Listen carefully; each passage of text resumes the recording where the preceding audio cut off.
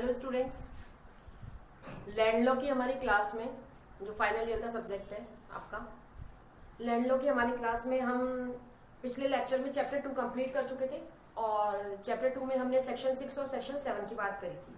अब आज हम लोग चैप्टर 3 की बात करेंगे। तीसरा अध्याय the Rajasthan land control act 2001 का चैप्टर 3 जो बात करता है टेनेंसी की, जो बात करता है किराएदारी की, और जिसमें शामिल है आपके 3 section, section 8, section 9 and section 10।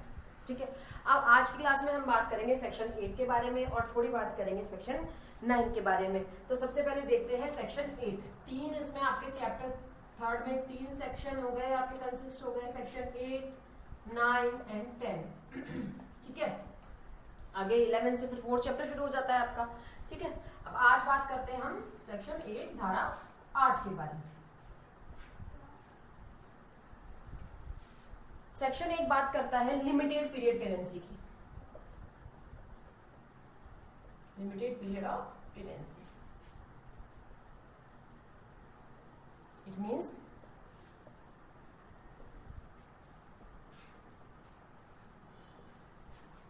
सीमित कालावधि या सीमित अवधि की किराएदारी।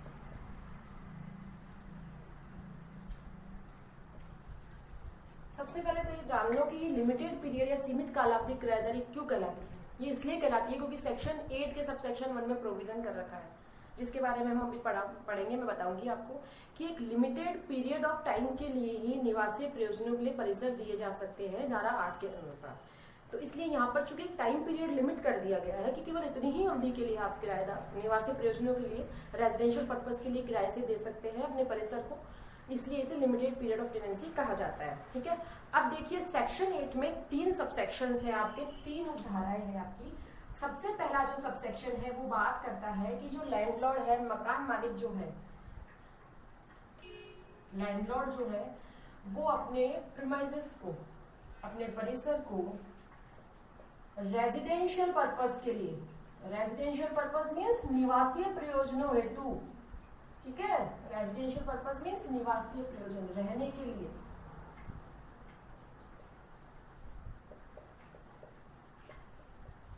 निवासीय प्रयोजनों के लिए एक बार में 3 वर्ष तक की लिमिटेड, 3 वर्ष तक के लिए लिमिटेड पीरियड टाइम हेतु किराए पर दे सकता है। ठीक है ना, यहाँ पर उसने टेनेंसी दे दी साहब।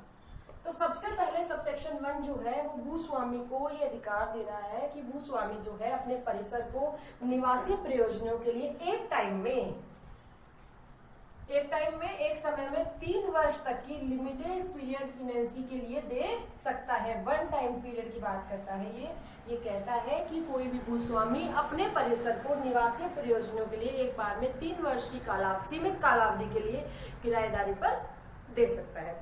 ठीक है, तो ये आपको कितना बता रहा है, 3 वर्ष तक की सीमित कालावधि बता रहा है, 3 वर्ष तक का लिमिटेड ड्यूरेशन बता रहा है। फिर उसके बाद आता है सबसेक्शन 2, इसी में कर लेते हैं ना। सबसेक्शन 2 कहता है, अब सबसेक्शन 2 जिम्मेदारी डालता है किस पर, लैंडलॉर्ड पर और उसके साथ में टेनेंट पर। भूस्वामी पर भी एक जिम्मेदारी डाल रहा है सबसेक्शन 2 और किराएदार पर भी डाल रहा है। ये कह रहा है कि लैंडलॉर्ड और टेनेंट को, किराएदार को, दोनों को एक जॉइंट पिटीशन लगानी होगी, एक संयुक्त अर्जी लगानी होगी। किसके समक्ष लगानी होगी, रेंट ट्रिब्यूनल के समक्ष, किराया अधिकरण के समक्ष लैंडलॉर्ड और टेनेंट जाएंगे और एक जॉइंट पिटीशन लगाएंगे रेंट ट्रिब्यूनल के समक्ष। किस बारे में लगाएंगे, 2 बातों के लिए। पहली बात क्या भाई, पहली बात तो परमिशन के लिए कि भाई हमें जो है लैंडलॉर्ड परमिशन मांगेगा कि मुझे जो है लिमिटेड टाइम ऑफ पीरियड के लिए टेनेंसी देनी है, किराएदारी इस परिसर को देना है, तो मुझे अनुज्ञा दीजिए, मुझे परमिशन दीजिए।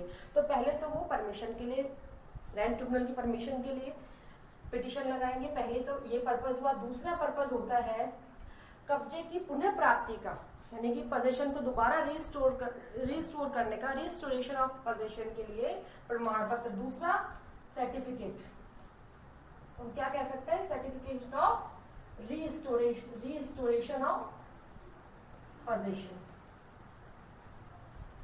कब्जे की पुनः प्राप्ति के लिए प्रमाण पत्र के लिए। अब देखो मैं इसको समझाती हूँ आप लोगों को। सबसे पहले तो लैंडलॉर्ड जिसकी उपधारा एक क्या कहती है, लैंडलॉर्ड जो है अपने परिसर को 3 वर्ष तक की सीमित कालावधि हेतु निवासी प्रयोजनों के लिए किराए पर दे सकता है। दूसरा जो सबसेक्शन है वो लैंडलॉर्ड और टीनेंट पर जिम्मेदारी डाल रहा है और ये कह रहा है कि अब भूस्वामी और जो प्रस्तावित किराएदार है, इसे टीनेंट ना कह के अगर हम प्रपोज्ड टीनेंट कहें, प्रस्तावित किराएदार कहें तो ज्यादा अच्छा होगा।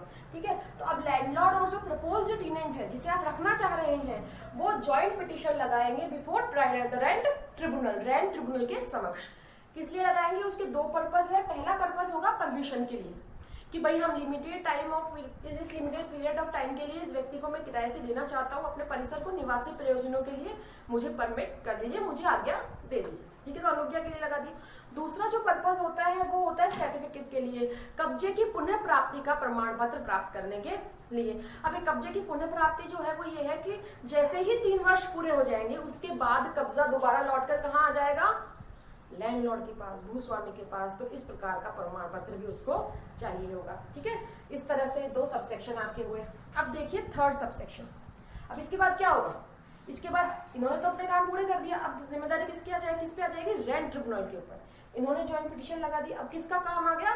रेंट ट्रिब्यूनल का। तो रेंट ट्रिब्यूनल का जो कार्य है वो कहाँ बता रखा है? इसके आगे ही सबसेक्शन 3 में। ठीक है, अब देखो सबसेक्शन 3।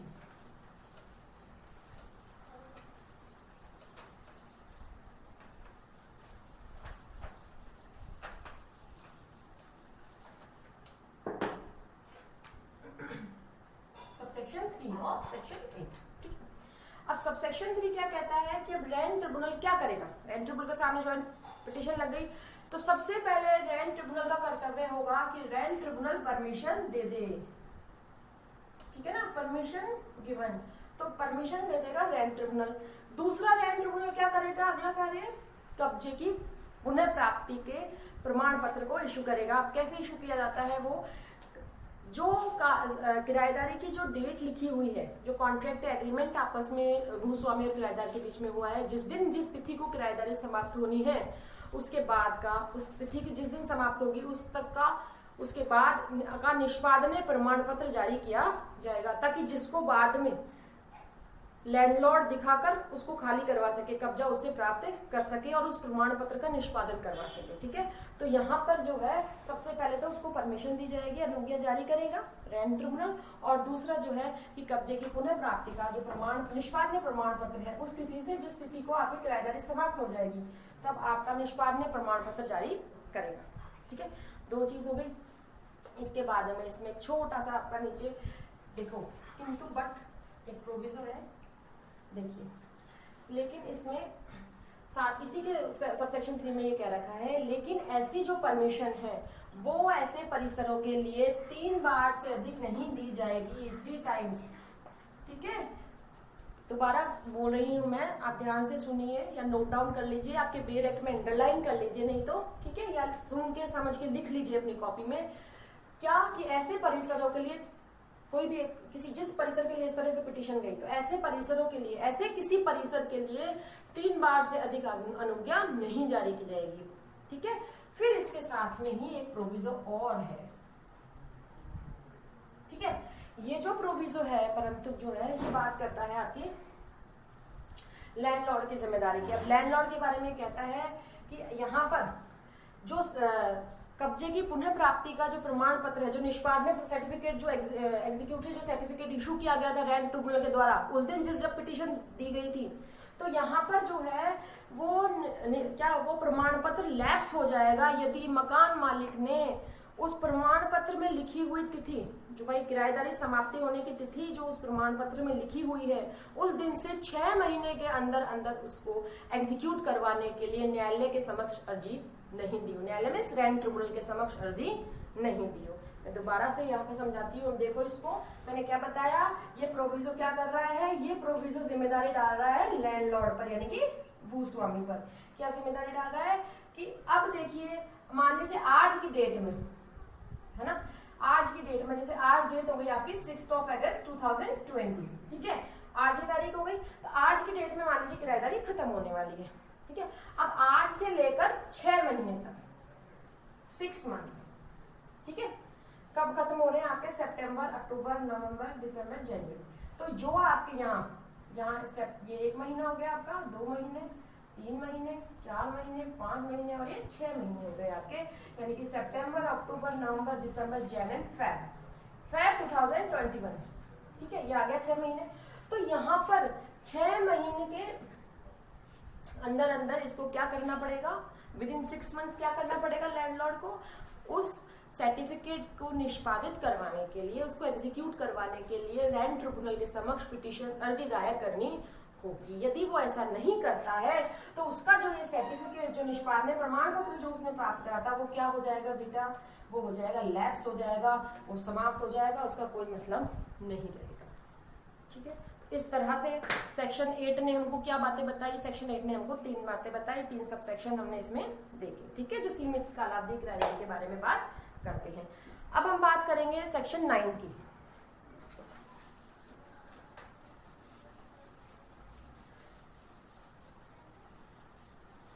इसके जो रिटर्न में है, रिटर्न में भी मैंने लिख रखे हैं आप लोगों के ग्रुप पे, जो आप लोगों का व्हाट्सएप ग्रुप है, उस व्हाट्सएप ग्रुप पे मैंने आप लोगों को इसके ई कंटेंट भेज दिए हैं। तो उसमें डिटेल वाइज लिख रखा है ना, इजी लैंग्वेज में मैंने उसमें लिखा है डिटेल से।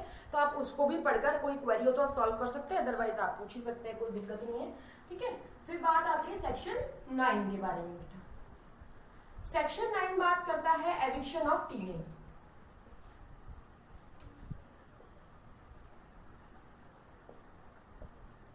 मीन्स किराएदार की बेदखली।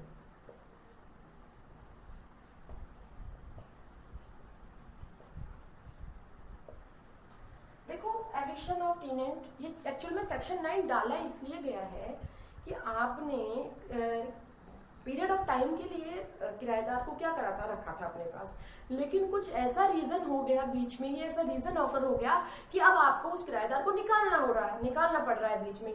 तो ऐसे लॉ जो है आपको, यानी कि ये जो अधिनियम है आपको, ये कौन कौन से आधार बताता है कि इन आधारों पर भाई आप जो है, मकान मालिक को कहता है कि इन आधारों पर आप किराएदार को अवधि समाप्त होने से पहले, किराएदारी की अवधि पूर्ण होने से पहले ही आप मकान को खाली करवा सकते हो। तो ऐसे कुछ बेसिस ये एक्ट आपको बताता है, इस एक्ट का सेक्शन 9।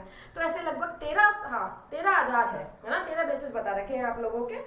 ठीक है, पॉइंट ए से लेकर एम तक आप अपने मेरे एक्ट में देखिए, अदरवाइज आप ये कंटेंट में देखेंगे ना जो मैंने डाला है आपके ग्रुप में, उसमें भी आपको मिल जाएगा एक इजी से। आप रीड आउट करोगे आपके समझ में आ जाएगा। ठीक है ना, अब देखो यहाँ तो चलो मैं समझा ही रही हूँ आप लोग को। ठीक है, अब देखिए सबसे पहले ऐसे जो 13 आधार आपको दे रखे हैं, उसमें से फर्स्ट की हम लोग बात करते हैं ए पॉइंट की।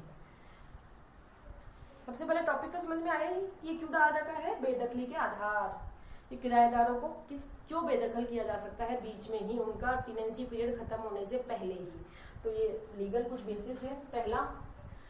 पहला ये है कि यदि किसी किराएदार ने, अगर किसी टेनेंट ने 4 महीने से उसका रेंट पे नहीं किया है, अगर 4 महीने से उसका रेंट उसने ना तो किराए का भुगतान किया है, ना निवेदित किया है उसको, ना तो उसको पे किया है, ना टेंडर किया है, तो वहां पर जो है ऐसे इस आधार पर जो लैंडलॉर्ड जो है वो किराएदार को किराएदारी की अवधि समाप्त होने से पहले एविक्ट कर सकता है, अपने परिसर से बेदखल कर सकता है।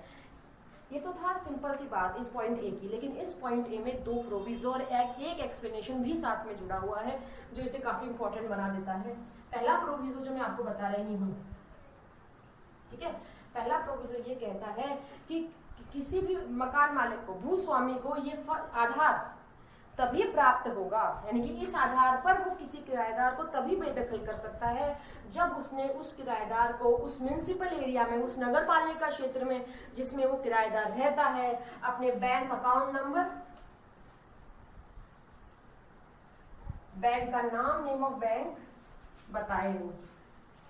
बता रखा है ना आपको, अपन लोगों ने सेक्शन 5 पढ़ा था, हमारी क्लास में जब हमने सेक्शन 5 पढ़ा था तो उसमें बताया था कि ये इसकी जिम्मेदारी है, मकान मालिक का कर्तव्य ये हो जाता है कि उसी नगर पालिका क्षेत्र में जिसमें उसका परिसर है, जिस नगर पालिका क्षेत्र में उसने परिसर को किराए पे दे रखा है, तो वहाँ अपनी जो बैंक है उसका नाम और अपना अकाउंट नंबर बताए ताकि किराएदार उसमें किराया डाल सके। तो पहला प्रोविजन क्या कहता है कि मकान मालिक को ये आधार प्राप्त नहीं होगा यदि मकान मालिक ने अपनी bank details means account number और नेम ऑफ बैंक अगर किराएदार को नहीं दिया है तो।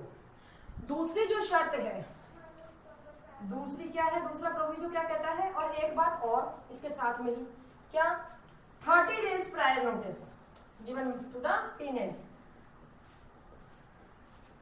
दूसरी कंडीशन ये जरूरी है कि 30 दिन की पूर्व सूचना मकान मालिक द्वारा यानी कि भूस्वामी द्वारा किराएदार को दी जानी चाहिए। और क्या होगा, जिस दिन उस सूचना की तामील किराएदार पर हुई उस दिन से 30 दिन के अंदर उसने किराया भुगतान नहीं किया हो, नहीं चुकाया हो, तब ही मकान मालिक को यह आधार प्राप्त होगा। समझ में आ गई बात? क्या कि 4 महीने से किराएदार ने किराया नहीं चुकाया है तो ये मकान मालिक के पास, भूस्वामी के पास अपना मकान खाली कराने का आधार है। लेकिन इसके लिए 2 शर्तें, 2 प्रोविजो आपको इसी में दे रखे हैं। क्या दे रखा है कि सबसे पहले तो उसको उसी नगर पालिका क्षेत्र का बैंक अकाउंट नंबर और बैंक नेम बताना होगा ताकि किराएदार उसमें राशि जमा करवा सके किराए की। दूसरा कहता है कि 30 दिन पूर्व का प्रायर नोटिस उसे इशू किया जाएगा किराएदार को, और 30 दिन और जिस दिन उस नोटिस की तामील उस पर हुई उस दिन से 30 दिन के अंदर उसने किराया भुगतान नहीं किया। समझ में आ गई बात? तो ये था पॉइंट ए। इसके साथ में एक एक्सप्लेनेशन और जुड़ा हुआ है बच्चों। ये जो एक्सप्लेनेशन है ये बात करता है टेंडर की।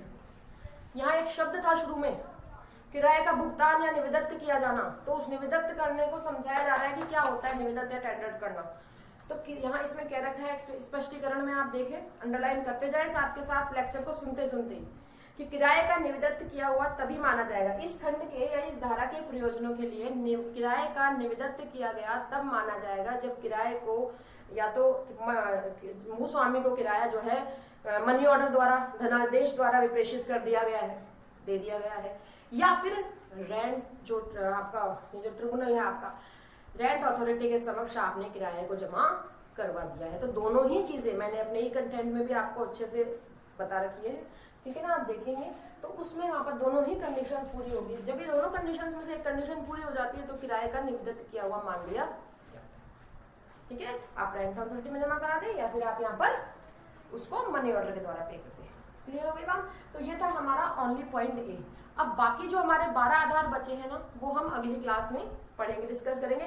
तब तक के लिए आप सेक्शन 8 और 9 जितना आज पढ़ाया है वो पढ़िए, ठीक है। Okay, thank you all of you.